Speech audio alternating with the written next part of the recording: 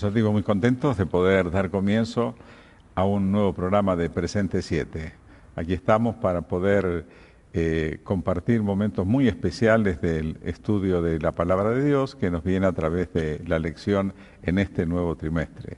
Estoy en este lugar reemplazando por hoy al pastor Ricardo Gómez, que por situaciones especiales él no puede estar. Pero no estamos solos, estamos acompañados como siempre y en esta oportunidad muy bien acompañados, con alguien que seguramente va a ponerle a este estudio todo el condimento y todo el interés, todo eso que siempre pone en todas las presentaciones de la Palabra de Dios.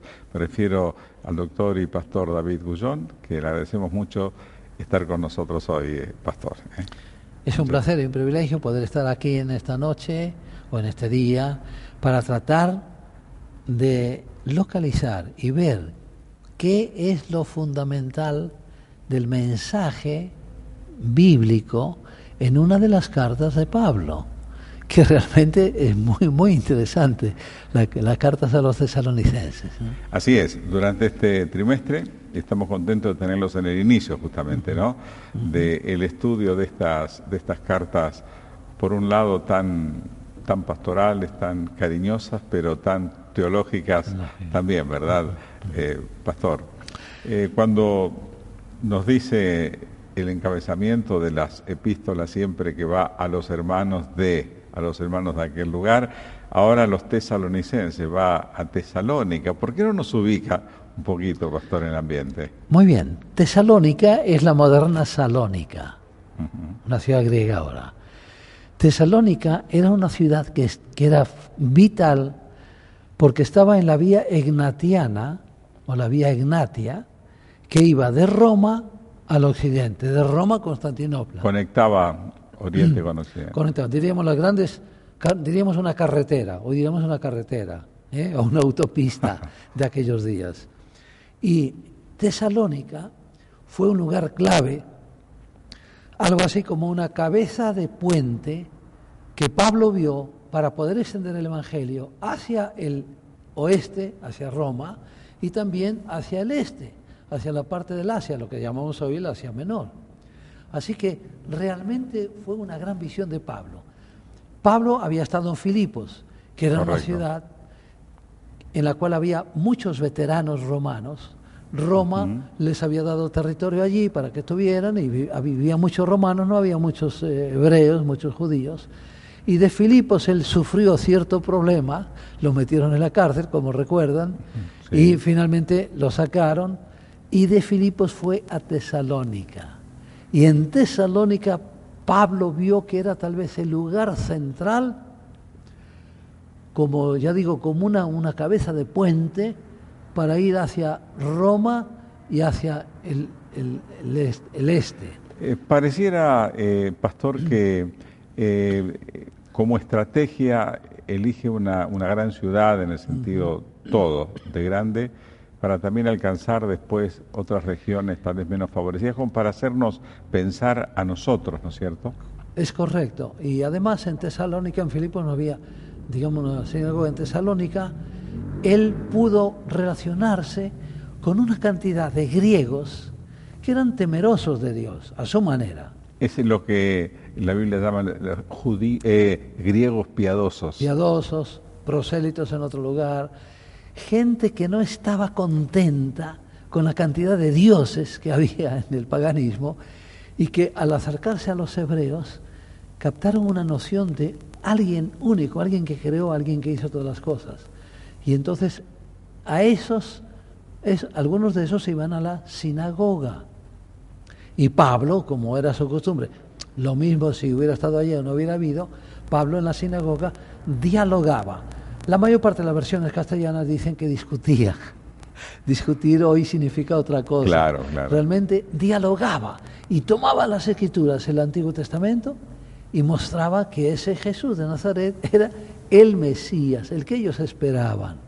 Y eso le abría naturalmente los ojos, ¿no? Quiere decir, doctor Gullón, que la estrategia de ir a una ciudad, por un lado, grande, en el sentido de lo que eso podía resultar para el futuro, también incluía el hecho de que había una sinagoga, y una vez que llega a Tesalónica, la estrategia es ir a la sinagoga donde están los judíos, para que a partir de ahí, por un lado, captaba a los judíos, a quienes les enseñaba eso, y quiero que nos hable un poquito más acerca de eso después, también de cómo fue la enseñanza de Pablo, pero también evidentemente captaba a los griegos para que después no solo tomaran la decisión ellos, sino que fueran un puente para alcanzar, sin duda, a otros griegos seculares. Sí, era la costumbre paulina ir a la sinagoga. Tal vez tenemos que decir, para nuestros oyentes y televidentes, que la sinagoga era como si dijéramos hoy un edificio de iglesia, que se creó justamente a partir del destierro, cuando los judíos van a Babilonia y el templo se destruye. Entonces se forma la sinagoga. Y era un lugar donde iban los judíos, pero también había estos griegos piadosos, temerosos de Dios, que se acercaban al judaísmo e iban a la sinagoga. Y es allí donde Pablo hace su sistema evangelizador.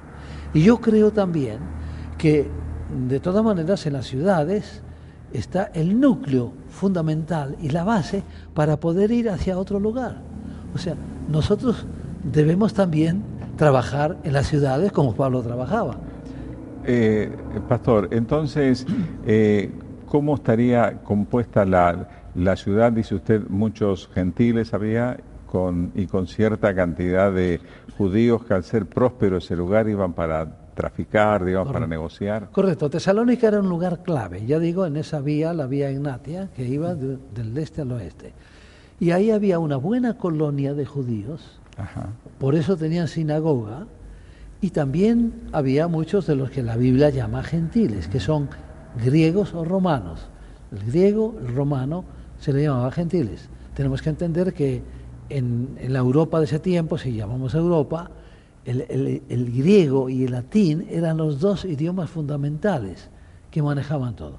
Ahora, Tesalónica realmente fue una ciudad muy importante en ese tiempo. Y creo que Pablo fue muy acertado en ir a Tesalónica. En la carta que le escribe a los tesalonicenses, realmente muestra, habla de la doctrina de Dios, la doctrina de Cristo, que podíamos hablar, la doctrina del Espíritu, de la salvación, pero sobre todo lo básico es la escatología. Y eso viene bien para nuestro tiempo, porque estamos ya en los tiempos finales. Correcto.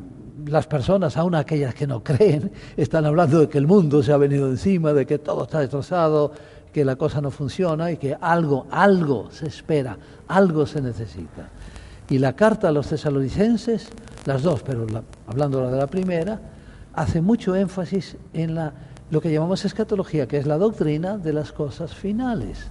Prácticamente está todo enlazado con eso. Si viéramos una cantidad de versículos, veríamos que está todo enlazado con eso.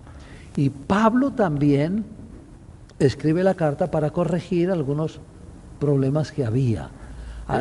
Pastor, ¿será que usted habló de la llegada de griegos, ¿no es cierto?, que bien tenían sus costumbres? ¿Será que tal vez esa necesidad que había de llamamientos a la moral que hace Pablo se habían suscitado, no echándole culpa a los griegos, pero sí al venir de un ambiente gentil, ¿no es cierto?, el poder tal vez pasar por alto o no perseverar en las pautas morales? Y por otro lado, el tema fuerte de Cristo, del Antiguo Testamento al Nuevo Testamento, era una necesidad muy especial de los judíos allí, sí, que estaban. Era una necesidad, porque los judíos, aún hasta el día de hoy, esperan al Mesías. Digamos, el judaísmo contemporáneo, hay libros que indican que esperan al Mesías, y dicen que cuando el pueblo judío cumpla la ley y se porte bien, el Mesías va a venir. Por supuesto, es una idea equivocada. Ahora, en el tiempo de Pablo, estas colonias griegas, había una cantidad de judíos diseminados, que se llama de la diáspora, diseminados en todo lo que sería la parte del Asia Menor y también en la parte de lo que hoy diríamos Europa. Y lo notable es que Pablo va a predicarles a ellos, a presentar a Cristo. Muy bien, y nos gustaría que en el próximo bloque nos cuente entonces de qué manera tuvo que presentarlo, qué ideas había, ¿no? ¿Por qué a algunos les costaba tanto el poder aceptar al Cristo que Pablo llevaba, ¿no es cierto? Así que ya continuamos con el pastor David Guzmán. Vámonos.